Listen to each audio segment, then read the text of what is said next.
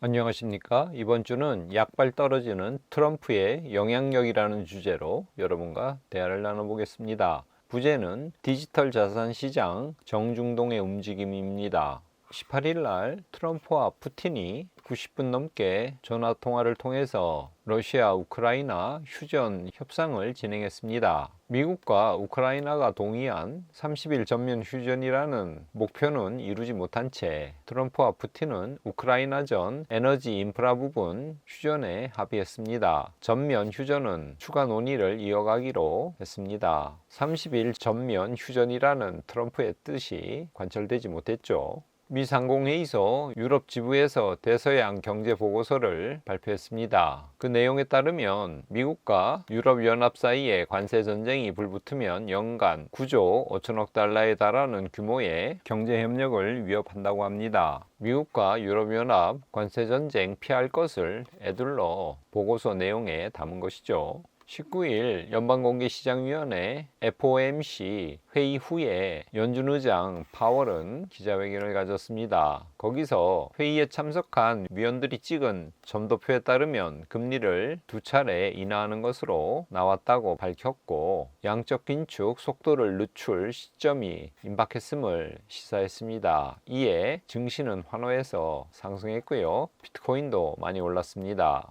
10년물 국채금리 앞으로 기준금리를 2차례 정도 떨어뜨릴 수 있다는 파월의 발언에 앞선 주에는 4.3%대였는데 지난주는 4.2%대로 하락했습니다. 지난주 금요일 미국 증시 내마녀의 날이었습니다. 주식 및 지수 관련 선물, 옵션이 동시에 만기되는 날로 변동성이 매우 높아지는 날입니다. 하지만 저가 매수세가 유입되면서 다우존스, S&P 500 그리고 나스닥 지수 모두 조금씩 상승했습니다. 월가의 채권왕이라고 불리우는 제프리 건들락이 20일 미국 경기 침체 확률이 50% 이상 된다고 경고하고 나섰습니다. 도널드 트럼프 대통령이 주요 교육국에 대해서 광범위한 관세를 부과하면서 경기 둔화 우려가 촉발되었다고 언급했습니다. 더블라인 캐피털의 최고 경영자인 제프리 건들락의 침체 확률이 50% 이상이라는 경고, 결코 가벼이 들을 내용이 아니죠. S&P 500 지난주는 0.57% 약간 상승했습니다. 그래서 연초 대비로는 현재 3.5%가량 하락한 상태입니다. 4월 2일부터 미국이 전 세계를 대상으로 상호 관세를 부과합니다. 이에 따라 우리 한국에 대해서도 비관세 장벽 철폐를 노골적으로 요구할 것으로 예상됩니다. 따라서 미국과의 협상에서 우리에게 무엇을 요구할지 파악하는 것이 중요하다는 지적이 나오고 있습니다. 전국의 19세 이상 남녀 1000명을 대상으로 실시한 설문조사에 따르면 71%가 작년보다 가계 형편이 악화됐다고 대답했습니다. 악화의 원인으로 물가 상승을 주로 들었습니다. 국민들의 삶의 질이 자꾸 떨어지고 있죠. 이렇게 실물 경제는 안 좋은데 코스피 차트는 올해 들어 상당히 좋은 성적을 내고 있습니다. 10% 이상 올랐습니다. 지난주에도 2.12% 상승했습니다. 트럼프 대통령이 전 세계를 대상으로 환율 전쟁을 벌이고 있는데 결과가 어떻든 금과 비트코인이 미래의 수혜자산이라는 분석이 나왔습니다. 지금 비트코인 작년 12월 초 기준으로 세계 10대 자산 중에 7위를 차지했습니다. 금값은 지난 1년간 50%나 상승했습니다. 금과 비트코인에 대한 관심을 우리가 계속 가져야 되는 이유입니다. 금 선물 차트 지난주에도 1%가량 올랐습니다. 그래서 연초 대비로 거의 15% 상승한 상태입니다. 비트코인은 지난 한 주 0.5% 강보합세를 유지했습니다. 연초 대비로는 9.6% 대략 10%가량 떨어진 상태입니다. 20일 뉴욕 맨하튼의 한 컨벤션 센터에서 디지털 에셋 서밋이 열렸습니다. 트럼프는 사전에 녹화된 영상을 재생하는 형식으로 인터뷰를 했는데요. 미국이 전 세계 암호화폐의 중심지가 될 것이라고 또 한 번 강조했습니다. 하지만 매번 똑같은 말을 반복하면서 시장은 실망감을 드러냈고, 이 서밋 회의 이후 비트코인이 3%가량 하락했습니다. 트럼프는 블록체인 기술이 금융 시스템을 개선 개선하고 경제 성장을 촉진할 것이라고 말했고요. 달러 기반 스테이블 코인이 미국 달러 패권을 유지하는 데 핵심적인 역할을 할 것이라고 다시 한번 달러 기반 스테이블 코인에 대해서 강조했습니다. 블랙록의 디지털 자산 총괄 로버트 미트닉이 최근 하락세를 보이고 있는 가상자산 시장 속에서 비트코인을 위험자산으로 보는 시각에 반박했습니다. 그는 CNBC와 진행한 인터뷰에서 비트코인은 글로벌하고 희소하며 비주권적이고 분산된 자산이라고 극찬했습니다. 블랙록의 비트코인에 대한 달라진 평가를 로버트 미트닉의 인터뷰에서 우리는 알 수 있습니다. 다시 블랙록입니다. 블랙록의 디지털 자산 글로벌 총괄 로버트 미트닉은 비트코인 가격이 여전히 강한 기관 수요를 반영하지 못하고 있다며 최근 비트코인에서 ETF 자금이 유출되는 것은 단기 헤지펀드의 차익 거래의 청산일 뿐이며 장기 보유자들의 비트코인에 대한 신뢰는 견고하다고 강조했습니다. 기관 수요가 계속 증가하면 비트코인 가격은 결국 상승할 것이라고 블랙록은 보고 있는 것입니다. 2020년 12월 리플이 판매한 XRP 코인을 미국 증권거래위원회가 약자로 SEC죠. 미등록 증권에 해당된다며 소송을 제기했습니다. 그래서 4년 이상 소송이 진행되었습니다. 지난주 SEC가 그 소송을 취하한다고 발표했습니다. 그러자 리플은 공식 입장을 통해서 가상자산 업계의 중요한 순간이라고 밝혔습니다. 이 소식에 XRP 코인이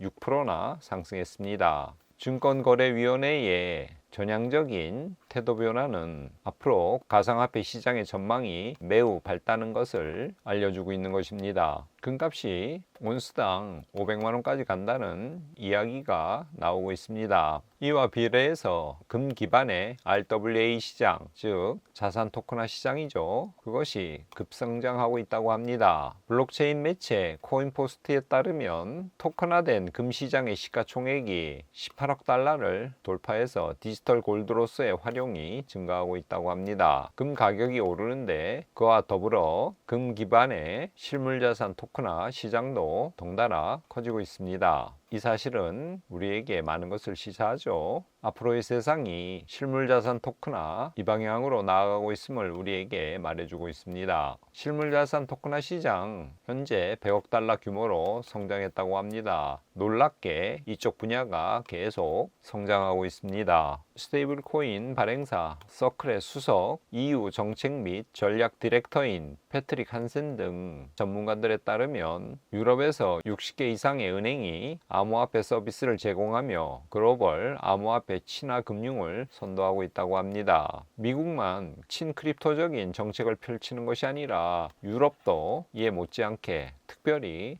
은행 중심으로 친암호화폐 디지털 자산 시장의 개화를 맞이하여 적극적으로 나서고 있습니다. 한국은행이 4월부터 6월까지 10만 명을 대상으로 예금 토큰 실험을 한다고 합니다. 다시 말해 중앙은행 디지털 화폐 CBDC 실거래 실험에 나섰습니다. 참가자들은 자신의 은행 예금을 디지털 화폐인 예금 토큰으로 변환해서 편의점, 카페, 서점, 마트, 온라인 쇼핑 등에서 결제할 때 쓸 수 있게 된다고 합니다. 우리 국회에서 디지털 자산 ETF 법안을 추진하고 있습니다. 국회에서 가상자산 ETF 도입을 위한 법안이 발의되었습니다. 미국은 이미 비트코인과 이더리움 ETF가 출시되었죠. 우리도 한 발 늦었지만 이 가상자산 ETF를 출시함으로써 개막되는 디지털 자산 시대에 어깨를 나란히 하고 앞으로 나아가야 될 것입니다. 지난해 비트코인 등 가상화폐를 보유한 국내 투자자가 1년 전보다 50% 늘어난 거의 1,000만 명에 달하는 것으로 나타났습니다. 특별히 50대와 60대 투자자가 큰 폭으로 늘었다고 합니다. 가상화폐 10억 원 이상을 보유한 큰손 2명 중 1명은 50대 이상이었다고 합니다. 5개 주요 거래소에서 10억 원 이상을 보유한 투자자 9,135명 중에 50대는 3,215명으로 대략 35%, 60대는 1,817명으로 거의 20%에 달합니다. 자산이 많아서 그럴까요? 7080 세대가 코인 시장에서도 큰손 역할을 담당하고 있습니다. 정리하겠습니다. 트럼프가 30일간의 전면 휴전 합의를 성사시키지는 못했지만 러시아와 우크라이나 간 에너지, 인프라 부분에 한정된 휴전 합의는 이끌어냈습니다. 전면 휴전에 대해서는 러시아와 추가로 논의하기로 했습니다. 러시아가 미국의 뜻대로 잘 움직이지 않고 있죠. 트럼프의 관세 위협은 지난주에도 지속되었습니다만 앞선 주보다는 영향력이 많이 떨어졌습니다. 그래서 지난주 증시가 그렇게 크게 흔들리지 않았죠. 19일 날 연방공개시장위원회 FOMC 회의가 있었습니다. 회의 후 파월은 금리 인하와 양적 긴축 조기 종료 가능성에 대해서 발언했습니다. 그러자 시장은 크게 반겼고 증시 그리고 암호화폐 시장도 상승으로 반응했습니다. 한국의 경제 상황은 별로 좋지 않죠. 하지만 한국 증시는 연초 대비로 10% 이상 상승한 상태입니다. 지난해 참혹한 실적 대비 올해는 좋은 실적을 보이고 있습니다. 20일 뉴욕에서 열린 디지털 에셋 서밋에서 트럼프는 영상으로 암호화폐에 대해서 강조를 했습니다. 하지만 시장은 식상하다고 여기고 무덤덤한 반응을 보였고 오히려 비트코인 가격은 하락했습니다. 하지만 XRP 소송이 지난주에 종료되었고요. RWA 토큰화된 실물자산 시장이 계속 성장 중입니다. 그래서 저는 큰 뉴스는 없지만 디지털 자산 시장은 정중동의 움직임을 계속 보이고 있다고 말씀드리고 싶습니다.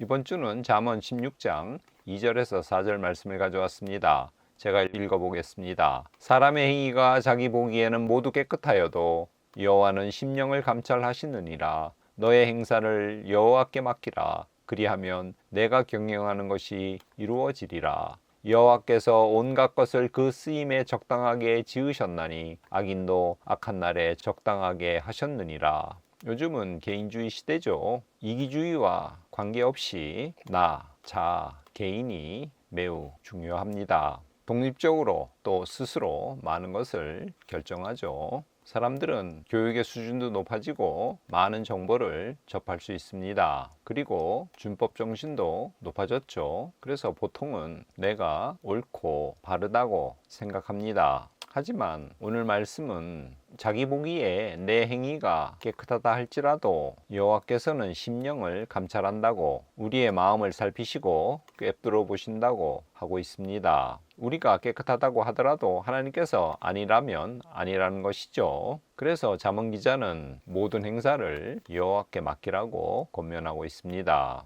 각자가 책임을 지는 이 시대에 그리고 내가 중요한 때에 모든 행사를 여호와께 맡기기란 결코 쉽지 않습니다. 하지만 그렇게 할 때 내가 경영하는 모든 것이 나의 계획과 목표가 이루어진다고 잠언 기자는 고백하고 있습니다. 또한 여호와께서 온갖 것을 그 쓰임에 적당하게 지으셨다고 잠언 기자는 이야기합니다. 악인도 악한 날에 적당하게 하셨다고 악인도 어떤 상황에서는 쓸모가 있다고 말씀하십니다. 하나님의 전능하심, 하나님의 섭리에 대한 이야기죠. 뿅의 드론드론 시청자 여러분, 오늘 본문을 통해서 하나님의 전능을 믿고 그분께 모든 것들을 맡기며 사는 한 주가 되시기를 바랍니다. 오늘은 이것으로 마치겠습니다. 끝까지 시청해 주셔서 감사합니다.